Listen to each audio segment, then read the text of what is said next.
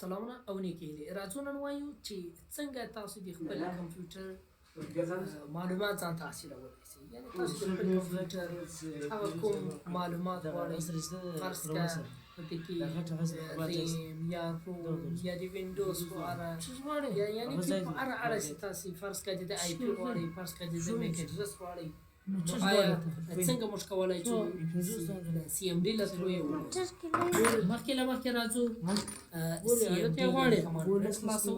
له کمانډ پرس له خلاصېدو بعد په هغې کې به اولین کمانډ ټایپ کو، یعنی د کمپیوټر هغه کوم معلومات چې موږ ځان ته حاصلېدل غواړو هغه راځو.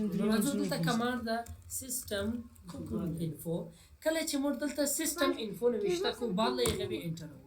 کله چې موږ انټر کو نو د کمپیوټر هغه کوم معلومات چې هغه تاسو کتلی شئ چې دلته موږ ته راکړی، یعنې د بایوس په اړه سو نور اړه سو نو دغه ډېر وخت اخیستي ټول چې کوو. راځو موږ به مخته کمانډ ډسکس کوو. او بل کمانډ څنګه تاسو کولی شئ چې صرف اوس فرض کړه خو دې کې کوم د میک اډرس په اړه شته، خو تاسو غواړئ چې صرف زه یو میک اډرس غواړم، نو د هغه دپاره به تاسو سمپل دلته ګیټ میک نوشته کوئ.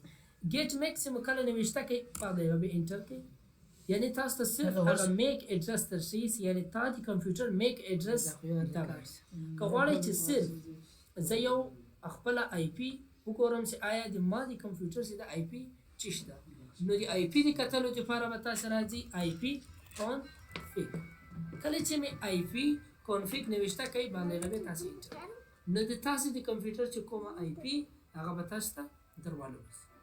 او بل راځو که تاسو د وینډوز په اړه یا د ریم په اړه یا د روم په اړه معلومات غواړئ، نو د هغه دپاره به دلته تاسو نوشته کوئ DXDIAG. کله چې مو دا نوشته کوئ انټر به کوئ.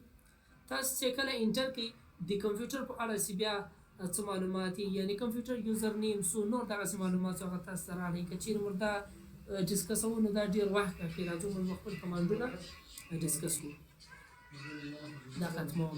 او بل تاسو کتلی شئ چې دلته ګوره کوم ټایټل چې ورکول شوی ده، د دې ټایټل د بدلېدلو دپاره اوس فرض کړه دلته چې ټایټل لیکلی ده، د دې ټایټل د بدلېدو دپاره چې کوم کمانډ استفاده کېږي راځو هغه ګورو. نو دلته به راځو چې دلته به زه نوشته کوم ټایټل. ټایټل چې مو کله نوشته کوئ بل د هغه چې موږ هر ټایټل ورکوو هغه ټایټل ورکولی شو. زه راځم دلته کمپیوټر یوزر نوشته کوم. د کمپیوټر یوزر چې ما کله نوشته کوئ هلته تاسو کتلی چې هغه ټایټل چې ده هغه به بدل شوی او بدل به شي. راځو زه دغه نور کوم نشانونه چې دغه راکوم. دلته تاسو کتلی چې کوم اول نور شی لیکلی او اوس چې کوم ټایټل موږ ورکوئ کمپیوټر یوزر شو. که تاسو غواړئ چې دغه ټایټل هم بدلوئ، ټایټل بدلېدل غواړئ، بیا به تاسو دلته نوشته کوئ ټایټل. کله چې مو ټایټل نوشته کوئ زه راځم صرف کمپیوټر نوشته کوم او انټر کوم. تاسو کتلی چې هغه ټایټل چې ده هغه اوس صرف کمپیوټر شو.